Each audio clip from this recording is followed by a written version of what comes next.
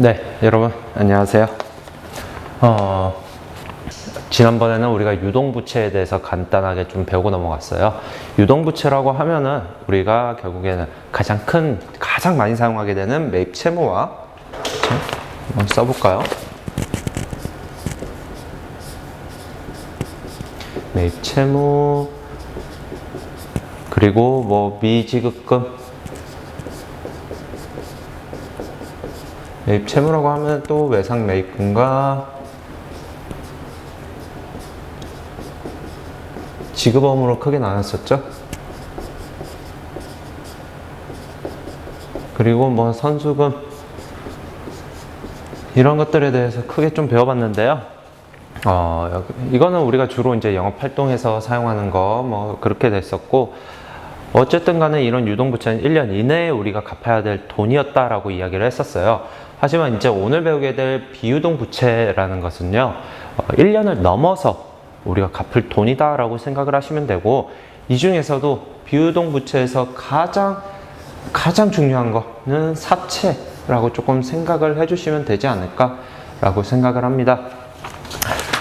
왜 그러냐면은 지금 회계 원리 수준에서는 잘 나오진 않아요, 이 사채라는 것 자체가. 하지만은 결국에는 여러분들이 수능을 보겠다, 그리고 난 다음에 그 이후에도 회계라는 것을 여러분들이 집중해서 좀 배우겠다 하면은 가장 난이도 조절하기 쉬운 게 사채라는 거예요. 난이도 조절하기도 쉽고요, 그 다음에 이걸로 변별력을 좀 나누기도 쉬워요. 그렇기 때문에 오늘부터 해가지고 한 2-3시간 정도는 쌤하고 사채에 관련된 것을 좀 배워보도록 하겠습니다. 당연히 여러분들이 오프라인으로 또 다음 주에 나오게 되면은 당연히 사채에 대해서 나갈 거니까 여러분들이 한 번 더 복습하겠다라고 생각을 하고 학습지를 또 가져와 주시면 돼요. 오늘 여기서만 끝나는 게 아닙니다. 사채는 여러분들이 지금 바로 한 번에 이야기는 힘들다 보니까 쌤이 오프라인에서 계속 반복적으로 수업을 나가도록 하겠습니다. 그럼 한번 이제 수업으로 들어가 보도록 하겠습니다. 네, 여러분 이제 비유동부채의 뜻과 분류부터 한번 보도록 할게요. 우선 사채를 집중적으로 배운다라고 말을 했지만, 그래도 비유동부채에는 사채만 있는 게 아니니까 한번 의미부터 보고, 그 다음에 거기에 안에는 종류가 무엇이 있는가 다 보도록 하겠습니다. 사항기간이 보고기간 종료일 12월 31일부터 무조건 12월 31일이라는 건 아니에요. 1년 이후에 이제 장기적인 부채를 말한다. 한마디로 1년 이후로 갚아야 될 돈이다, 이렇게 생각을 해주시면 되죠. 결국에는 우리가 1년이라는 기간을 기준으로 잡는다라고 했잖아요. 유동과 비유동을 나누는 게. 비유동 같은 경우에는 당연히 자산과도 같게 1년 이후에 이제 갚을 돈이다 라는 것만 좀 알아두시면 될 것 같고요. 우선은 한번 각 계정 과목 그리고 그 의미를 좀 보도록 하겠습니다. 사채부터 결국에 나오죠. 여러분 항상 이거는 조금 빨간색으로 좀 해주세요. 사채는 정말 중요합니다. 장기 자금을 조달하기 위해 가지고, 장기 자금 조달이라는 것은 결국엔 뭐냐, 우리 회사가 돈이 없어. 근데 장기적으로 뭔가 돈이 필요한 상황이에요. 그럴 때 결국에는 우리가 사채라는 것을 공모를 해가지고 대외적으로 공모를 해서 그 돈을 받아오는 게 사채다라는 겁니다. 이렇게 확정된 채무를 표시하는 채무로 뭔가 조금 글이 잘못된 것 같죠? 쌤이 책에 있는 걸 가져왔는데, 확정된 채무를 표시하는 채무증권으로 뭔가 말이 이상해요. 하여튼간 결국에는 장기 동안 해가지고 우리가 원금 확정됐다라는 거는요, 원금이 얼마다, 그리고 난 다음에 그거에 대한 이자는 얼마다 확정되어 있다라는 거예요. 그 채무를 표시한다라는 겁니다. 채무증권으로서. 그리고 발행 시 약정 이자를 지급합니다. 이거 같은 경우에는 우리가 몇 프로의 이자를 주겠습니다. 10%입니다. 우리가 매년 10% 이자 줄게요 하면은 이 10%라는 약정 이자를 주게 됩니다. 그 동시에 만기에 원금 상환을 약속한 채무입니다. 이건 뭐냐? 매년 우리가 2년이라는 기간 동안 사채를 공모해서 받아왔다라고 하면은, 맨 첫 년도가 우리가 20년도, 21년도, 22년도라고 생각하면 이건 빌려온 연도고요. 10만 원을 빌려온 연도라고 치고요. 21년도에는 약정이자 10%니까 10만 원에 10%면은 만 원. 22년도에 또 그 약정된 이자 만 원 하고 그 다음에 만기 22년도에 만기가 되잖아요. 그러면요 그때 원금인 10만 원까지 이렇게 상환을 하는 채무다라는 게 우리는 사채다라는 겁니다. 우선 나중에 좀 더 깊숙한 내용은 좀 이따 사채를 들어가면서 한 번 더 설명을 해줄게요. 퇴직급여 충당부채라는 것은 뭐냐? 회계연도 말 현재 전 임직원이 일시에 퇴직할 경우 지급해야 될 퇴직금에 대해 상당하는 금액이다 라고 되어 있습니다.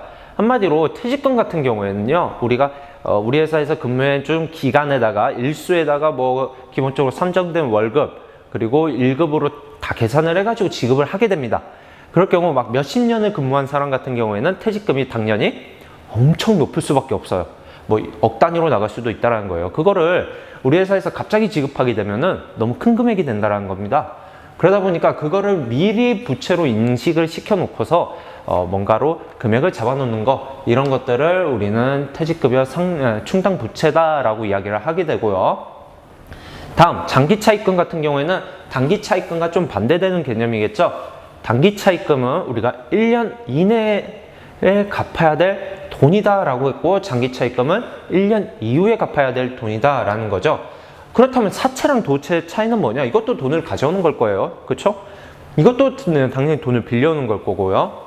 이 사채 같은 경우에는 나중에 다시 한번 설명하겠지만 직접적으로 공모를 합니다. 그래가지고 투자자들을 구해오는 거고요.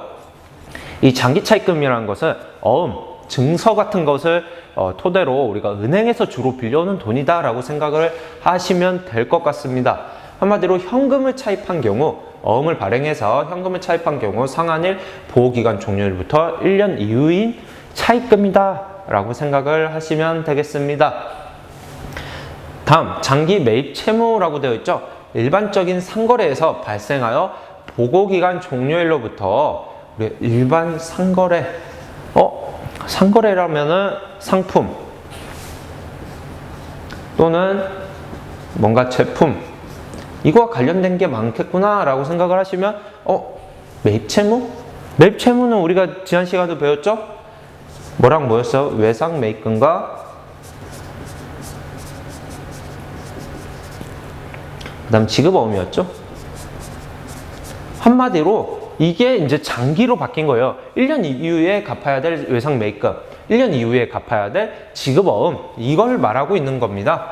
결국에는 지급할 외상 매입금과 지급어음이다. 1년을 넘어서 갚아야 될 외상 매입금, 지급어음이다 라는 것 정도만 알고 있으면 될 것 같고요. 장기 미지급금 또한 미지급금과 차이는 뭘 거예요? 결국 1년 이후냐 아니면 1년 이전이냐 라는 그 차이밖에 없을 거예요. 결국엔 일반적인 상거래 이외에서 한마디로 일반 매각거래에서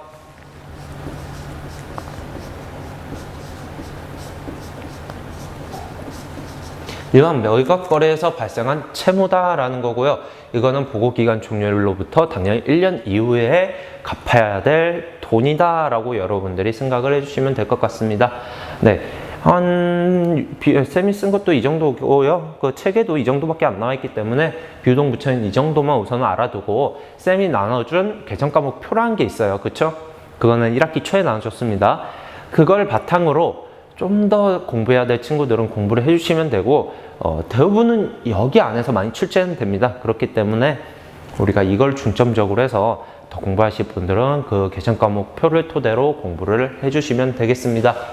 네, 한번 사채에 대해서 이제 들어가 보도록 할게요. 가장 중요한 항목이라고 했죠. 사채란 무엇인가? 주식회사가 거액의 장기 자금을 조달하기 위해 가지고 장기 차입금 같은 경우에는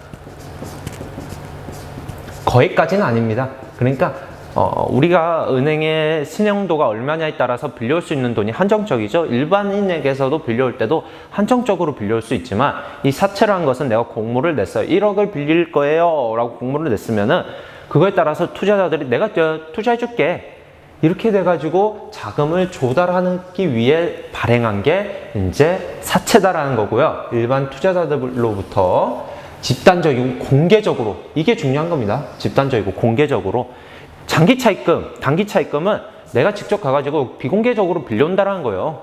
하지만 사채라는 것은 내가 공모를 하는 겁니다.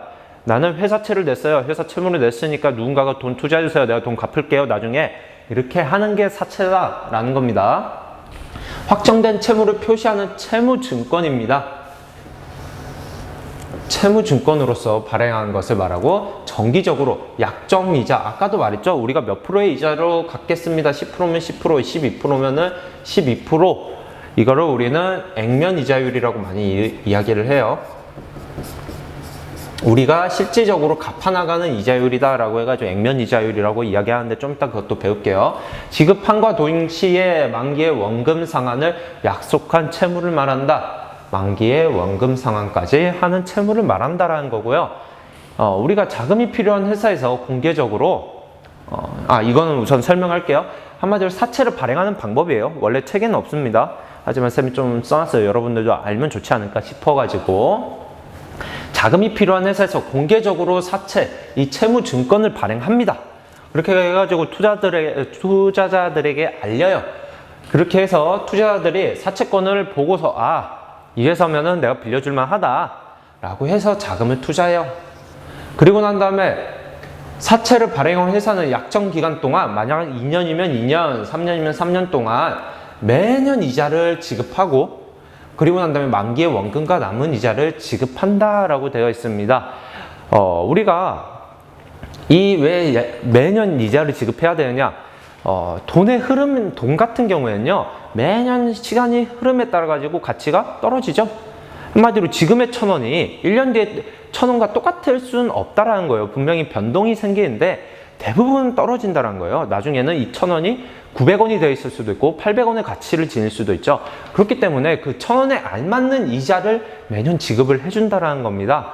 그리고 나서 만기에는 원금과 그 남은 이자를 함께 지급을 해주게 되는데, 여기서 중요한 건 뭐냐? 왜 사채를 발행을 하게 되느냐? 여러분들 중에는 사업경제나 쌤하고 좀 수업을 나가신 분들은 알고 있을 거예요. 그러면은 자본을 투자해가지고 주식 발행을 통해서 자본금을 확보하면 되지 않나요? 라고 할 수가 있는데, 우리가 자본금 확보를 하기 위해서 주식을 발행하는 거는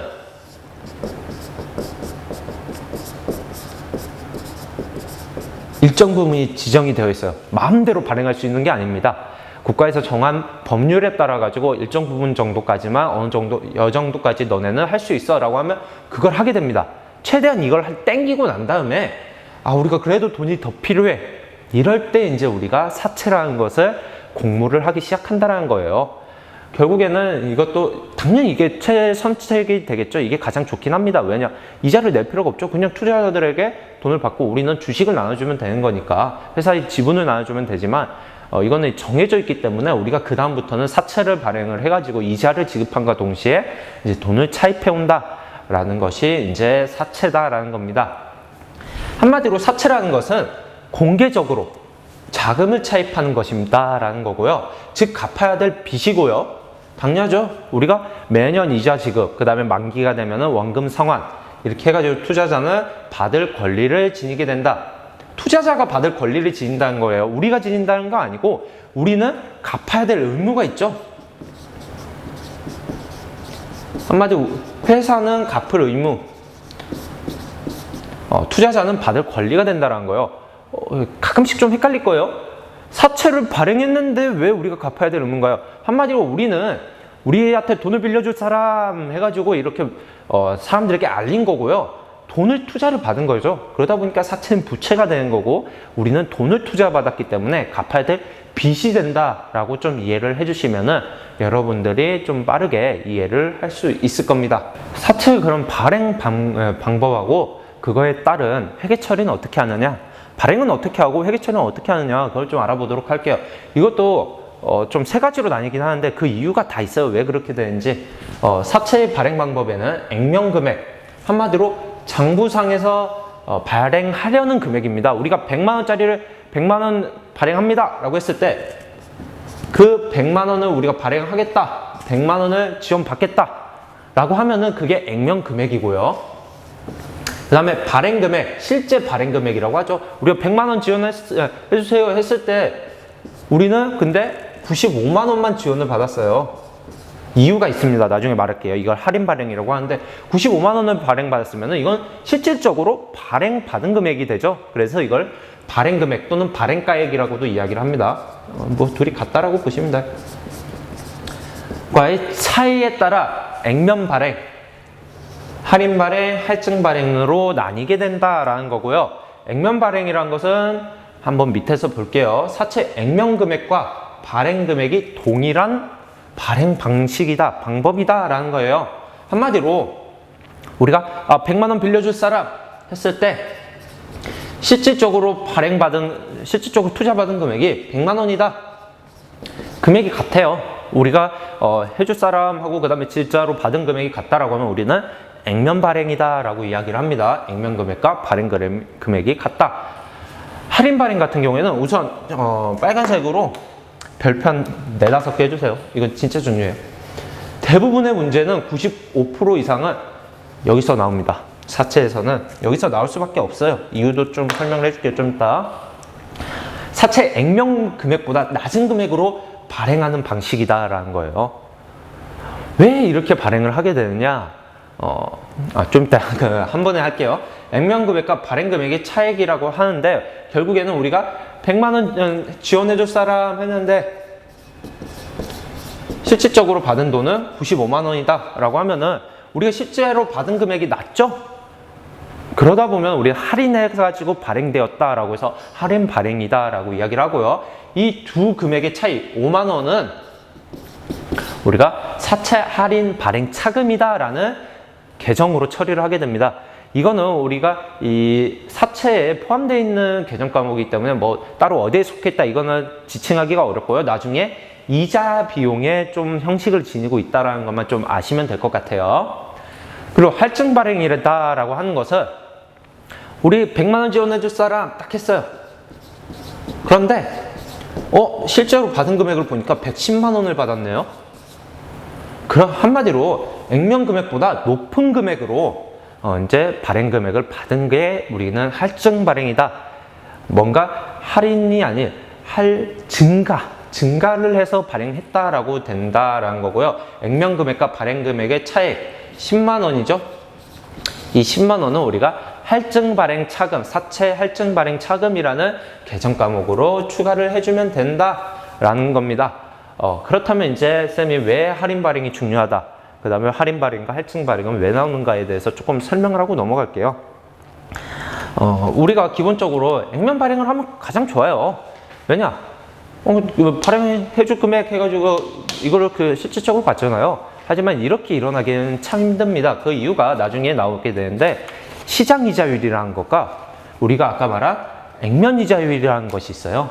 액면 이자, 시장 이자. 율까지 다 써줄게요. 액면 이자율은 내가 실질적으로 이 투자자들에게 지급하는 이자에 대한 금액입니다. 뭐 10% 지급하겠다라고 했을 때 이제 10%를 원금의 10% 지급하면 되고요. 시장 이자율이라는 것은요. 시장에서 이 사채들을 발행한 시장을 보니까 다른 회사들은 평균적으로 얼마씩 지급하고 있더라. 이자를. 그게 이제 시장 이자율이다라고 합니다. 이걸 10% 했을 경우에 우리가 액면 발행을 할 수 있어요.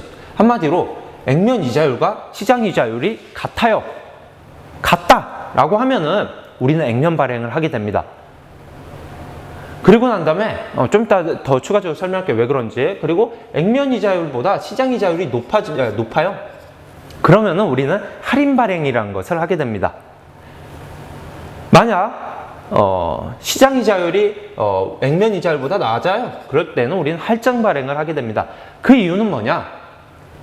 똑같을 경우에는 어차피 시장에서 하는 거나 내가 주는 거나 똑같기 때문에 액면 금액은 그냥 그대로 또 우리가 원금과 이자를 똑같이 주면은 그 투자자들이 어느 회사를 지정하던 간에 똑같이 받는 거죠. 그러다 보니까 우리는 액면 금액 그대로를 발행 금액으로 투자를 받을 수가 있어요. 하지만 시장 이자율이 높을 때는 한마디로 투자자들 입장에서 보세요. 우리 회사에다가 돈을 지원해줬어요. 그러면 10%밖에 못 받아요. 이자를. 하지만 시장에 다른 회사들한테 지원을 했다라고 하면은 이자를 12%나 받을 수 있나요? 2%나 더 받을 수 있게 되죠? 그럼 누가 우리 회사를 선택을 하겠어요? 100만 원을 했을 때 다른 회사를 선택을 하게 되지. 그러다 보니까 우리가 그렇다면 우리가 이자가 대신 적잖아.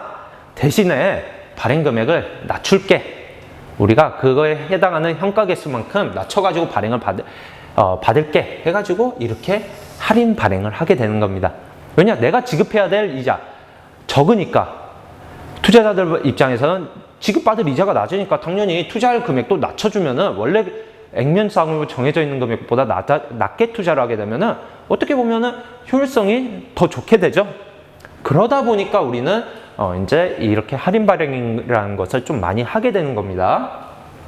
그리고 난 다음에 할증 발행은 시장 이자보다 내가 실질적으로 지급하는 이자가 높아. 이럴 경우에 이제 하게 되는데 그 이유가 뭐냐? 당연히 내가 지급하는 이자도 높아. 그럼 내가 액면 금액보다 돈 더 받아도 되잖아. 이런 식으로 되는 겁니다. 근데 할증 발행은 대부분 하지 않아요. 하더라도 투자자들이 대부분 하지 않아요. 지원해주지 않아요. 왜냐? 실질적으로 얘네 회사에서는 100만 원만 지원해달라는데 우리가 지급해야 되는 건 110만 원이야. 우리가 10만 원이나 더 지급해야 되네. 이자가 아무리 낮다라고 하더라도, 시장보다 높다라고 하더라도. 그렇기 때문에 잘 하지 않는데 우리가 여기에 지원하는 회사들이 따로 있습니다. 그런 회사들은 대부분 대기업이에요. 왜냐? 이게 나중에 전환 사채라는 게 있거든요.